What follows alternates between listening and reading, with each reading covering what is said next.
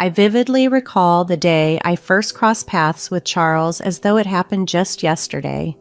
I was nestled in the corner of a quaint, somewhat worn-down cafe, nursing the cheapest cup of coffee they offered while I attempted to untangle the jumble of thoughts and plans swirling in my head. That's when Charles entered, his arrival as striking as a scene from a film, only without the dramatic lighting or soundtrack. The only sounds were the chime of the bell over the door and the mingling scents of stale coffee and his cologne. "Is this seat taken?" he inquired, gesturing to the chair opposite me with a grin so charming it nearly swept me off my feet. "Looks free to me," I managed to reply, striving to appear composed despite the unexpected flutter in my chest. As we struck up a conversation, it became evident that we shared an uncanny connection. We delighted in the same guilty pleasures, from binge-watching cheesy TV shows to debating the supreme pizza topping, which, in my opinion, is undeniably pineapple. Before long, our casual meetings evolved into a genuine relationship. It felt as though we had known each other for a lifetime, and soon the topic of marriage began to surface. However, that's when we encountered the real challenge: meeting his parents. Meeting Charles's parents was akin to stepping into a lion's den clad in a meat dress. They had a peculiar manner of smiling while simultaneously appraising you as if weighing your worth. "So you're the girl Charles can't stop talking about," his mother remarked with a tone that was anything but welcoming. "Guilty as charged," I retorted, masking my nerves with bravado. They wasted no time in setting boundaries, insisting on a prenuptial agreement. I'm not one to chase after someone else's wealth, but the suggestion was off-putting. "I'll sign your prenup," I declared, "but on one condition: if one of us cheats, the cheater pays $300,000. Charles's shocked expression was as if I had struck him. "Babe, I'd never cheat on you," he assured me earnestly.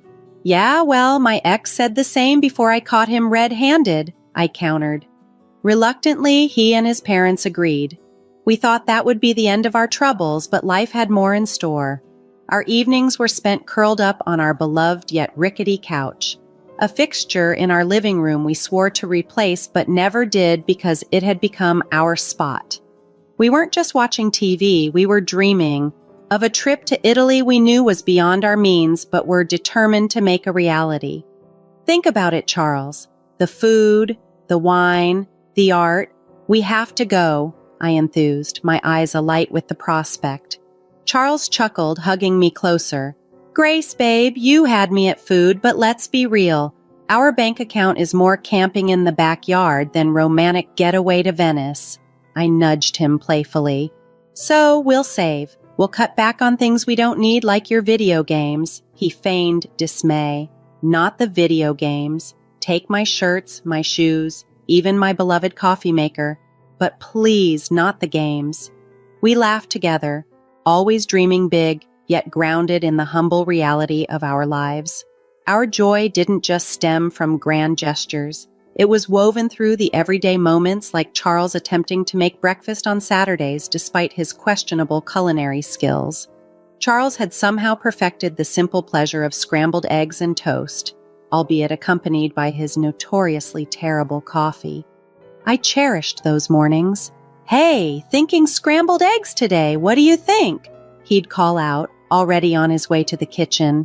"Only if you promise not to burn the toast this time," I'd shout back, adding, "and I'm making the coffee."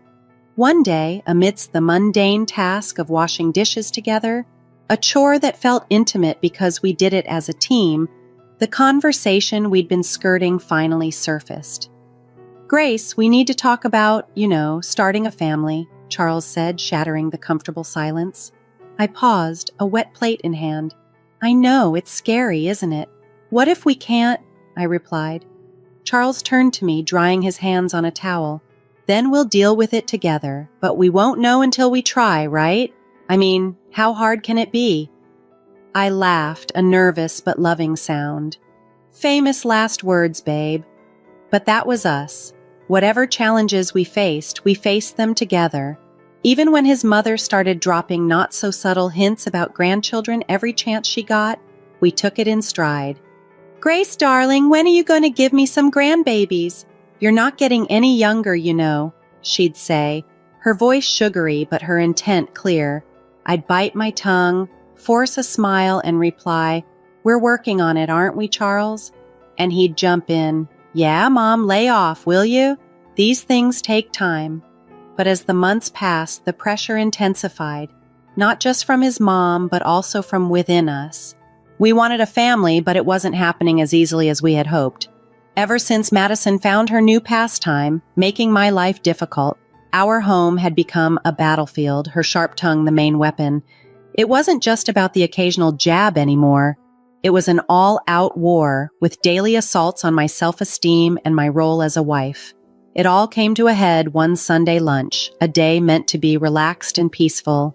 Madison, with her impeccable timing, dropped by uninvited just as we were about to sit down. The air tensed the moment she entered, her eyes scanning the room as though conducting a military inspection. "Well, isn't this quaint?" she began, her voice dripping with sarcasm as she surveyed the modest spread I had prepared. "You outdid yourself, Grace. I can see you've been slaving away in the kitchen all morning." Her eyes briefly met mine, a smirk playing at the corners of her mouth. Trying to maintain peace, I forced a smile. "It's nothing fancy, Madison. Just something simple and quick. Please, have a seat." As we sat down, Madison launched her barrage earnestly. "You know, Grace," she began, her voice laden with condescension, "I was talking to Mrs. Mary the other day, and she mentioned how her grandson was just born. It got me thinking, when are you and Charles going to give me some good news? It's not like you're getting any younger." My cheeks burned, a mix of embarrassment and anger. I glanced at Charles, hoping for some support, but he seemed suddenly very interested in his plate. "Mom, come on," Charles finally muttered, though it was half-hearted and we all knew it. Madison plowed on, relentless. "And Charles, dear, I don't mean to be cruel, but you're not a charity. You work hard for your money. Why waste it on Grace if she can't fulfill her basic duties as a wife? A cleaning service and a cook would be much more efficient, don't you think?" I reached my breaking point during one particularly tense encounter. "Madison, I'm trying my best here. It's not like I don't want kids. As for the housework and my cooking, I didn't know marriage was supposed to be a service contract," I said, my voice strained with frustration. Madison scoffed in response. "Well, it's certainly not a free ride either, Grace. You have responsibilities that you're not meeting." The room was thick with tension, and I felt tears threatening to spill, but what hurt most wasn't Madison's biting words. It was Charles's silence. When Charles finally spoke, it wasn't to defend me. "Yeah, Mom has a point. Maybe we should consider getting some help around here. It would make things easier for you, too." His words stung like betrayal. It was clear I was on my own. Over the next few days, Madison's visits became more frequent and her criticisms more cutting. She would inspect the house meticulously, commenting on every speck of dust and every pillow that was out of place. "You call this clean?" she'd scoff. My eyes must be deceiving me because this looks like a pigsty. Then she'd turn to my appearance. "Is that what you're wearing? You know a wife should dress to please her husband. It's no wonder Charles is always so tired. He has to come home to this." I tried to stand my ground. "Madison, I don't dress for Charles. I dress for myself, and he's tired because he works hard, not because of what I wear." But it was like talking to a brick wall. Madison had made up her mind about me, and nothing I said or did seemed to make a difference. Charles's lack of support was the deepest cut. Each night after his mother left, we'd end up arguing. "Why won't you stand up for me, Charles? She's walking all over us and you're just letting her." "Grace, she's old, set in her ways." "What do you want me to do, kick my mom out?" He'd respond. "No, but I want you to be my husband, to stand by me, not her." It was clear this was more than just about Madison's disapproval. It was about us, our marriage, and whether we were strong enough to stand together or let Madison's criticisms tear us apart. As days turned into weeks, I realized this wasn't just a phase, it was a full-blown siege. If we didn't do something soon, there might not be anything left to save. Our relationship had grown icy since Madison intensified her critique, but it wasn't just the home front feeling the strain. Charles himself had started acting out of character. He'd always been open about his phone, but now he was stepping out of the room for every call, always from the same caller ID, Roy Office. "Who's Roy Office?" I asked one evening, trying to keep my voice light. Charles flinched, a telltale sign he was on edge. "Oh, just a new guy at the office, lots of questions, you know." But it didn't stop there. Charles, who was as far from a fashionista as you could get, suddenly started caring about his appearance. Gone were the days of graphic tees and worn-out jeans, replaced now by crisp shirts, slacks, and most surprisingly, cologne. "Since when did you care about smelling like a department store?" I joked one morning, watching him comb his hair in a way I'd never seen before. He smirked a little too quickly. Just felt like changing things up. No harm in that, right? And then there were the late nights at work, adding yet another layer of tension to our already strained relationship. The late nights had become all too common. "Another long one tonight, babe," I texted, trying to keep my tone light. "Sorry, Grace, this project is killing me. Won't be late, I promise," Charles would reply. Yet the clock would often strike well past midnight before I'd hear the sound of his keys at the door. Despite my efforts to dismiss it, a nagging suspicion clung to me like a stubborn shadow. That's when I decided to hire a private detective. It felt like a plot twist from a cliched TV drama, but I needed to know the truth. The evidence arrived in a nondescript brown envelope, its contents as damning as they were devastating. Photographs of Charles with another woman, their closeness undeniable, captured in frozen moments that tore through the fabric of our years together. However, it was the audio recording that cut the deepest, a conversation filled with affectionate words and future plans that left no doubt. They were in love, or at least he was with her. I sat there with the evidence laid out before me, a cold realization sinking in. This was it. This was the proof that could ground me if I decided to pursue a divorce. Photos that captured moments stolen from our lives and words that betrayed every "I love you" he had ever whispered. Yet I kept everything to myself, a painful burden I chose to carry alone. I wasn't ready to confront him, not yet. I needed a plan, a way to navigate the wreckage of our marriage while maintaining my dignity. The following days passed in a blur. Charles continued his facade, and I maintained the role of the perfect wife, my smile fixed and my heart silently breaking. Our conversations skirted around the truth, each word calculated, every laugh forced. "Everything okay, Grace? You've been quiet," Charles would ask, his concern sounding genuine. "Yeah, just tired, you know. Work's been crazy," I'd respond, the lie leaving a bitter taste in my mouth. It seemed like just another ordinary day until I overheard a conversation that would change everything. I was walking past Charles's slightly ajar office door when their voices stopped me in my tracks.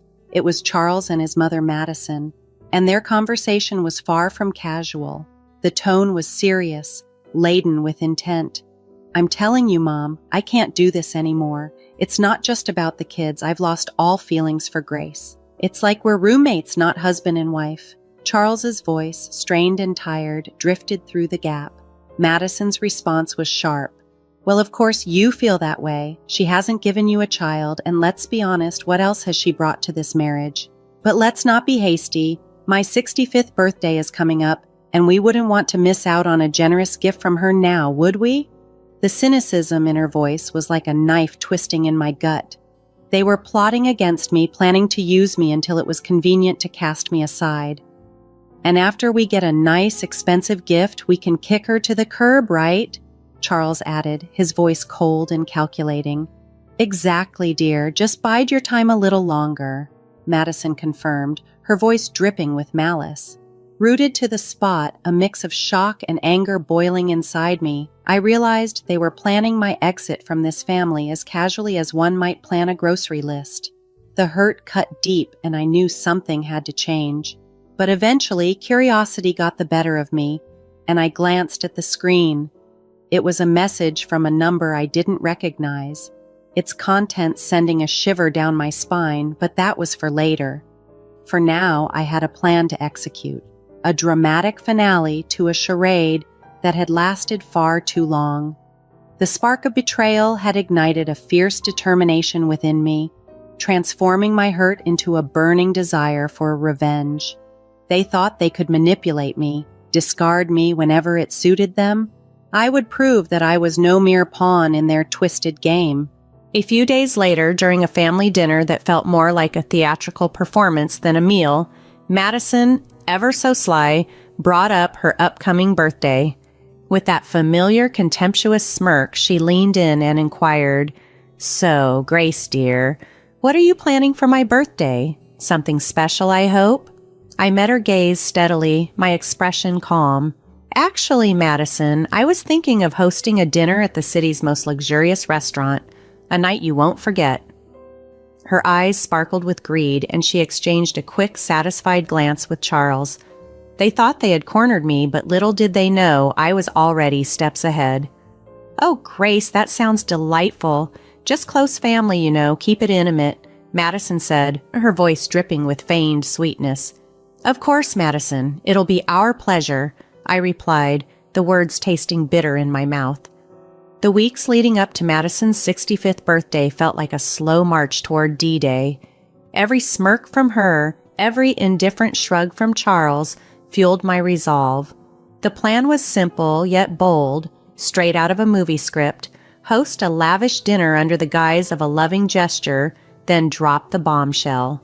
The night before the party, tension saturated our home.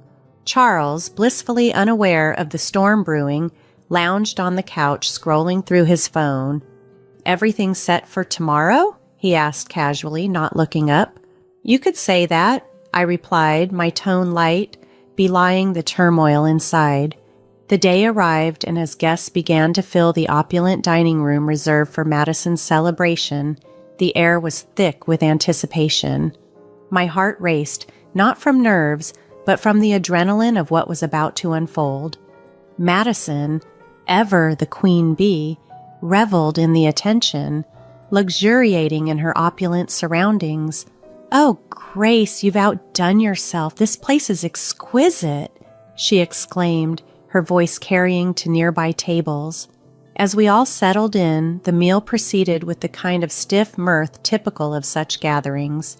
Laughs were shared, stories exchanged. Then, as the dessert plates were cleared away, the waiter approached with the final act of the evening, the bill. He leaned in discreetly, informing us the dinner cost was $22,000. Without missing a beat, I handed over my card, the gesture unnoticed by most. It was then that Charles, with a smirk that didn't reach his eyes, decided to drop his bombshell. "Grace, I think it's time everyone knew. I'm tired of this, of us. I want a divorce."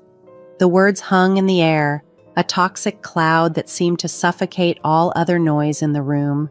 Before I could even process the full weight of his statement, Madison piped up, her voice sharp and unforgiving.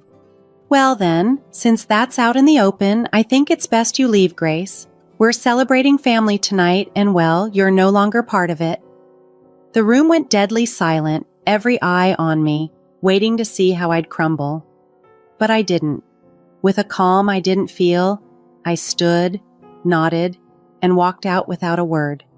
The cool night air hit me like a slap as I made my way home, the finality of everything that had transpired washing over me in waves. By the time I reached, his apartment, a plan formed.